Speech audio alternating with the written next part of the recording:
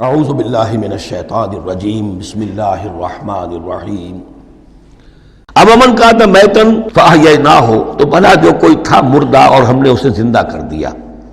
اس سے مراد ہے حیات معنوی اور موت معنوی۔ ایک شخص جو اللہ سے واقف نہیں ہے، صرف دنیا کا بندہ بنا ہوا ہے، تو وہ در حقیقت ایک انسانیت اس کی مردہ ہے۔ وہ حیوان کی حیثیت سے تو زندہ ہے، بحیثیت انسان وہ مردہ ہے۔ پھر اللہ نے اسے ہدایت دی، اس کو ایمان کی اب وہ زندہ ہوا۔ اب امن کانا میتن فاحییناہ وجعلنا لہ نورا، اور پھر ہم اس کو نور بنا دیتے ہیں۔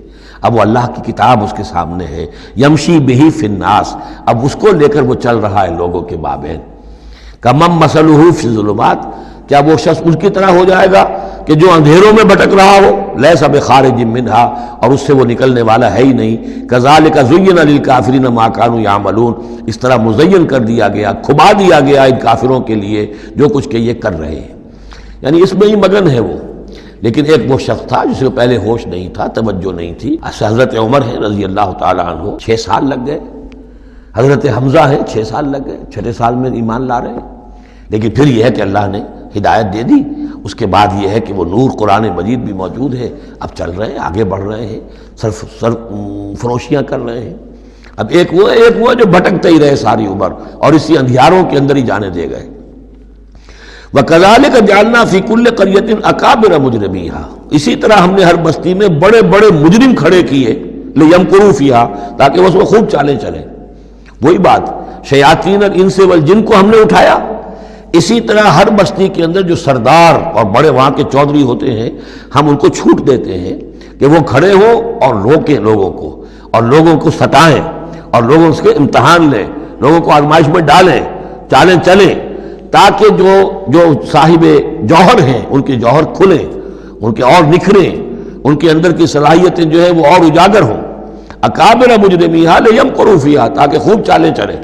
وما یمکرون الا بانفسہم، حالانکہ وہ نہیں مکر کر رہے مگر اپنی جانوں پر، سارا وبال تو اپنے اوپر لے لیں گے بالآخر۔ بظاہر جو کچھ کر رہے ہیں وہ، لیکن یہ کہ اس کا جب نتیجہ ان کے سامنے آئے گا، جو سمیہ اور یاسر کے ساتھ کیا ہے ابو جہل نے رضی اللہ تعالیٰ عنہما، جب وہ حقیقت سامنے آئے گی تب آنکھ کھلے گی۔ جب آنکھ کھلی گل کی تو موسم تھا خزاں کا۔ الا بانفسہم وما یشعرون، لیکن انہیں اس کا شعور نہیں ہے۔ وَإِذَا جَاءَتْهُمْ آیَةٌ قَالُوا لَن نُؤْمِنَ حَتَّىٰ نُؤْتَىٰ مِثْلَ مَا أُوتِیَ رُسُلُ اللَّهِ، اور جب ان کے پاس کوئی نشانی آتی ہے، نشانی سے مراد قرآن کی آیت، قرآن کی دلیل، تشبیہ، تصریف آیات نئے انداز میں، فرمایا جب بھی ان کے پاس آیت آتی قالوا لن نؤمن، وہ کہتے ہیں ہم ہرگز ایمان نہیں لائیں گے، حتیٰ نؤتیٰ مثل ما اوتی رسول اللہ، جب تک کہ ہمیں بھی وہی چیز نہ دی جائے جو اللہ کے دوسرے رسولوں کو دی گئی تھی، ویسے ہی حصی معجزے۔ اللہ عالم حیث یجعل رسالتہ، اللہ تعالیٰ زیادہ واقف ہے اس سے کہ وہ اپنی رسالت کے لیے کیا جگہ، کیا محل، کیا مقام معین کرے۔ اللہ تعالیٰ نے اس وقت ان کے لیے یہی رکھا، وہ بھی اللہ کی حکمت کے تحت تھا۔ اور اب جب کہ نوع انسانی شعور کے اعتبار سے بلوغ کی عمر کو پہنچ چکی ہے، بچہ چھوٹا ہوتا ہے کھیلنے کے لیے کھلونے دیے جاتے ہیں، لیکن ذرا بڑا ہو جائے تو اسے کھلونے نہیں دیے جاتے، اب اسے حکمت سکھائی جاتی ہے، عقل سکھائی جاتی ہے، شعور سکھایا جاتا ہے، تمیز سکھائی جاتی ہے۔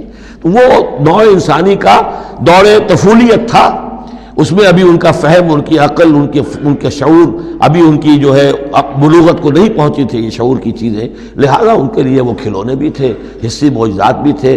اب انسان بحیثیت مجموعی نوع انسانی جو ہے عقلی بلوغ کو اور شعور کے بلوغ کو پہنچ چکی ہے، لہذا اب وہ چیزیں نہیں دکھائی جائیں گی۔ اللہ عالم حیث یجعل رسالتہ سیصیب الذین اجرموا صغار عند اللہ، ان قریب پہنچے گی ان مجرموں کو، ان گناہ گاروں کو بہت ہی ذلت اللہ کے ہاں، وعذاب شدید بما کانوا یمکرون، اور سخت سزا اور عذاب ان کی ان تاری چال بازیوں کے طفیل کے جو وہ کر رہے ہیں۔